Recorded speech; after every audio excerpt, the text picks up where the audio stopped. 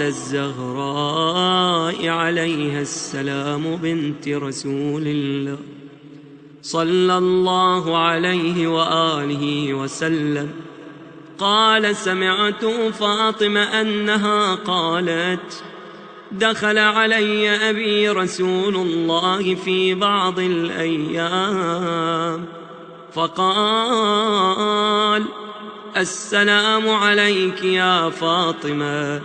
فقلت: عليك السلام. قال: إني أجد في بدني ضعفا.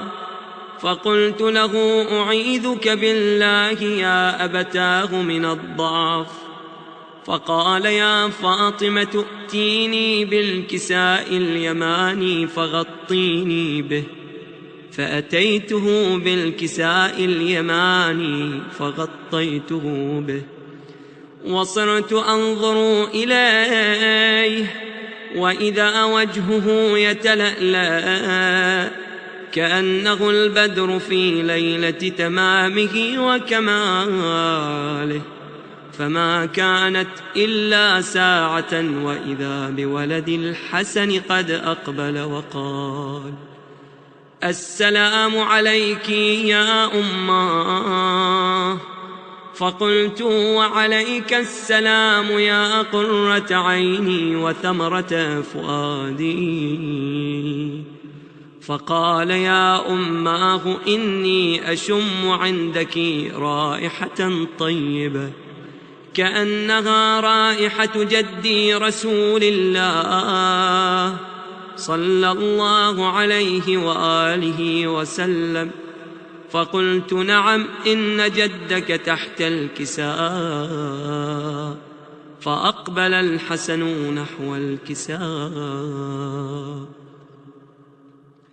وقال: السلام عليك يا جداه يا رسول الله، أتأذن لي أن أدخل معك تحت الكساء؟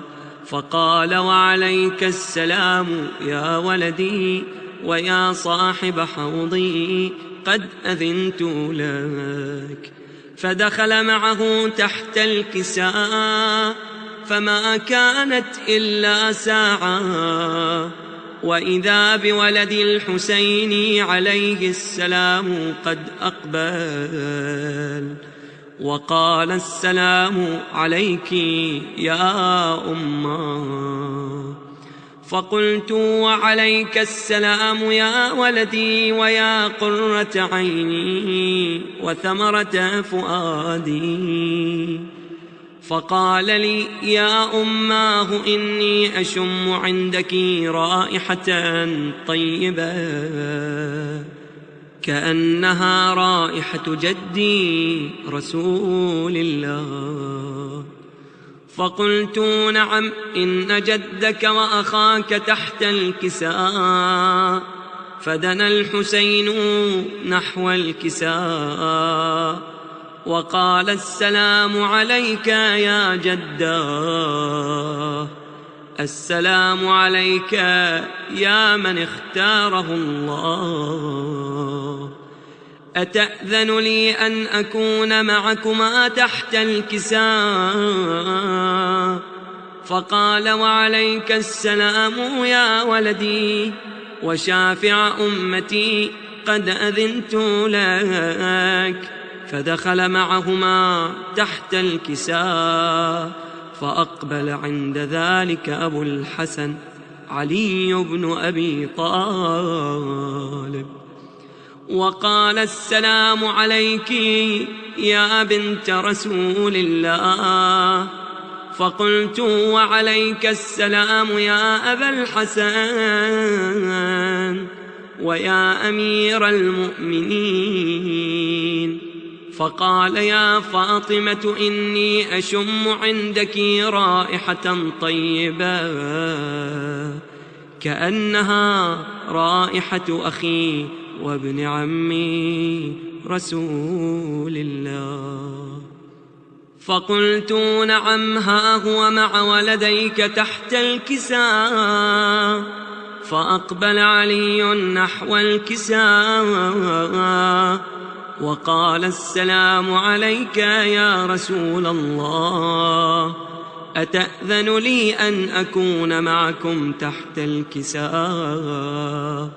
قال له وعليك السلام يا أخي ويا وصي وخليفتي وصاحب لوائي، قد أذنت لك.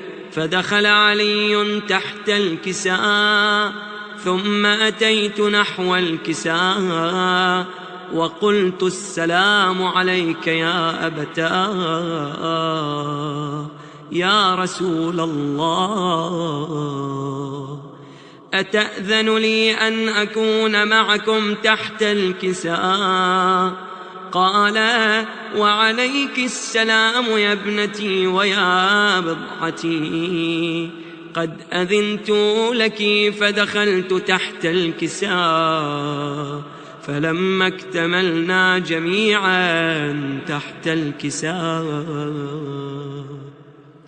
أخذ أبي رسول الله بطرفي الكساء وأومأ بيده اليمنى إلى السماء وقال اللهم إن هؤلاء أهل بيتي وخاصتي وحامتي، لحمهم لحمي ودمهم دمي، يؤلمني ما يؤلمهم ويحزنني ما يحزنهم. أنا حرب لمن حاربهم وسلم لمن سالمهم وعدو لمن عاداهم ومحب لمن أحبهم. إنهم مني وأنا منهم، فاجعل صلواتك وبركاتك ورحمتك وغفرانك ورضوانك علي وعليهم، وأذهب عنهم الرجس وطهرهم تطهيرا. فقال الله عز وجل يا ملائكتي ويا سكان سماواتي، إني ما خلقت سماء مبنية ولا أرضا مدحية ولا قمرا منيرا ولا شمسا مضيئا ولا فلكا يدور ولا بحرا يجري ولا فلكا يسري إلا في محبة هؤلاء الخمسة الذين هم تحت الكساء. فقال الأمين جبرائيل يا رب ومن تحت الكساء؟ فقال عز وجل هم أهل بيت النبوة ومعدن الرسالة، هم فاطمة وأبوها وبعلها وبنوها. فقال جبرائيل يا رب أتأذن لي أن أهبط إلى الأرض لأكون معهم سادسا؟ فقال الله نعم قد أذنت لك.